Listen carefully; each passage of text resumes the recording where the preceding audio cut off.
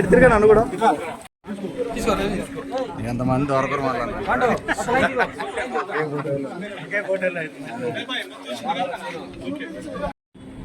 అందరికీ మంచి జరుగుతుంది, శుభం జరిగిందని ప్రగాఢమైన విశ్వాసంతో కనపర్తికి సంబంధించి ఈరోజు కనపర్తిలో ఎంతమంది దరిదాపు హామ్లెట్ విలేజెస్ అన్నీ కలిపి మెజారిటీ మెంబర్స్ దరిదాపు 30-40 మంది ఈరోజు ఇప్పుడు చేరడం జరిగింది. 50 మంది మినిమం ఇంకా కూడా వస్తూ ఉన్నారు. కాబట్టి ఈ చేరికలకు కారణం జగన్మోహన్ రెడ్డి గారి మీద ఉన్న అంచెలంచెల విశ్వాసం, నమ్మకం, ప్రభుత్వం మీద ఉన్నటువంటి ప్రగాఢమైన విశ్వాసం. ఇంతమంది ఈ విధంగా జారుతూ ఉంటే ఒక ప్రక్క మొన్న ఈ మధ్య ఒంగోలులోనేమో బాలినేని వాసు గారి కుటుంబం మీద దాడి చేయడానికి ట్రై చేశారు.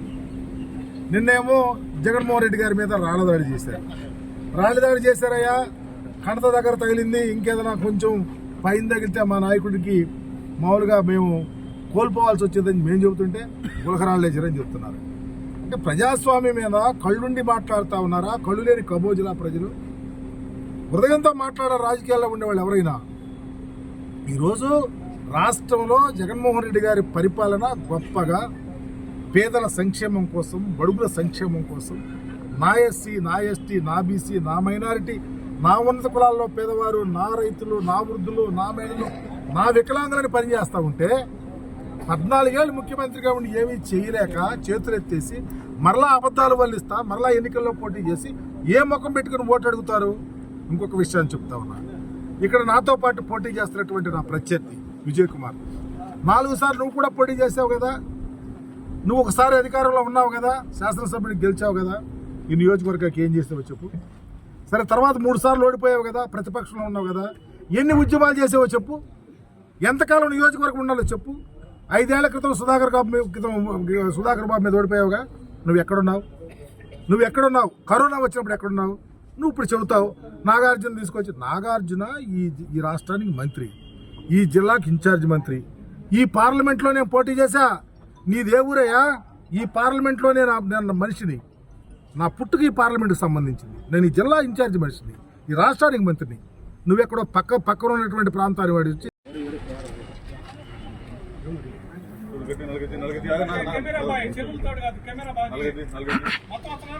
తెలుగుదేశం పార్టీ లాగా ఉండదు అని చెప్పడానికి నిదర్శనం మీరు చూశారు కదా. ఎక్కడో ఒకళ్ళ తీసుకొని వచ్చి పచ్చ జెండా వేసి వాళ్ళ పాత్రలకే కండవాళ్ళు కప్పుకొని పార్టీలో చేరికలను చూపిస్తున్నారు సంతనోతులపాడు నియోజకవర్గంలో. కానీ మేము అట్లా కాదు. రియల్గా తెలుగుదేశం పార్టీని వీడి వచ్చిన వాళ్ళని, మా పార్టీలో లేకుండా ఉన్నటువంటి వారిని, జగన్మోహన్ రెడ్డి గారి మీద అంచెలంచెల విశ్వాసంతో ఉన్నటువంటి వాళ్ళని రాబోయే రోజుల్లో వాళ్ళకి కంటికి రెప్పలాగా చూసుకుంటామనే ఒక నమ్మకం కలిగితేనే మా దగ్గరకు వచ్చారు, మా కండ వేసుకుంటున్నారు. తప్పకుండా మా పార్టీలో చేరిన ప్రతి కార్యకర్తకి మేము అండగా ఉంటాం. జగన్మోహన్ రెడ్డి గారు ఆశీస్సులు ఉంటాయి, ప్రభుత్వం మాది వస్తుంది.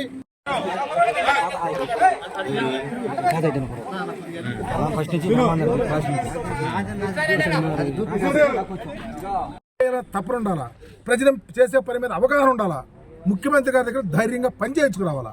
నీకేదుందో చెప్పు, నా దగ్గర అన్నీ ఉన్నాయి. నేను మా ముఖ్యమంత్రి గారి దగ్గరికి వెళ్ళి ఏ పనైనా బతిమలాడి బామాని అలిగి ఈ నియోజకవర్గ ప్రజలకు పనిచేస్తాను. నువ్వు చెప్తావా చంద్రబాబు దగ్గరికి వెళ్ళగలుగుతావా? నీకు ఏ చట్టం మీద అవగాహన ఉందో చెప్పమని అడుగుతా ఉన్నా. ఈ నియోజకవర్గ ప్రజలకి నేను శాసనసభ్యుడిగా ఫలానా చట్టం మీద ఫలానా పని నేను చేయించుకొస్తా, ఫలానా అధికారి దగ్గర నేను వెళ్తా, వెళ్ళి మాట్లాడతా, కన్విన్సింగ్గా మాట్లాడతా. వచ్చిన ప్రాబ్లం మీద వచ్చిన ప్రతి వ్యక్తి కోసం ఇంత సమయాన్ని వెచ్చించి చెప్పిన మాట వింటానని చెప్పు. ఎవరైనా పని మీద వస్తే విసురుకుంటాము, తలుపులు దంతము మాకు అలవాటు లేదు. ప్రజల కోసం ముసుగేసిన మాట్లాడేది. కార్యకర్త వస్తే నువ్వు దుప్పటికప్పుడు మాట్లాడేవాడు నీకు ఓటేయాలా? నేను నిరంతరం అందుబాటు కూలి వాళ్ళకి పనిచేస్తాను. ప్రతి కార్యకర్త ఎప్పుడు ఏ పనైనా పరిగెత్తుకుంటూ వచ్చి పనిచేస్తాను. ఇక్కడే ఉంటా, స్థిర నివాసాలు ఏర్పాటు చేసుకుంటా, ఇక్కడే జీవితం గడుస్తాను, చివరాంక వరకు ఏడా పనిచేస్తాను. నువ్వు చెప్పలేవు, నువ్వు మాట్లాడతావు. ఏదో తెలుగుదేశం పార్టీ వాళ్ళు ఏదో డబ్బులు ఉన్నాయని చెప్పేసి జనాలను కొంటాకు ట్రై చేస్తాం. ఒకటి కండవా వేయటం మా వాళ్ళ పాపం తెలియక మీ వాళ్ళని తీసుకొచ్చేసి మళ్ళీ నలుగురు కప్పటం. ఇదే చేరికంటే చూడు ఏం జరిగిందో. ఇలాగ జరుగుతూ ఉంది నియోజకవర్గం అంతా. దయచేసి ప్రజలు మోసపోవద్దు.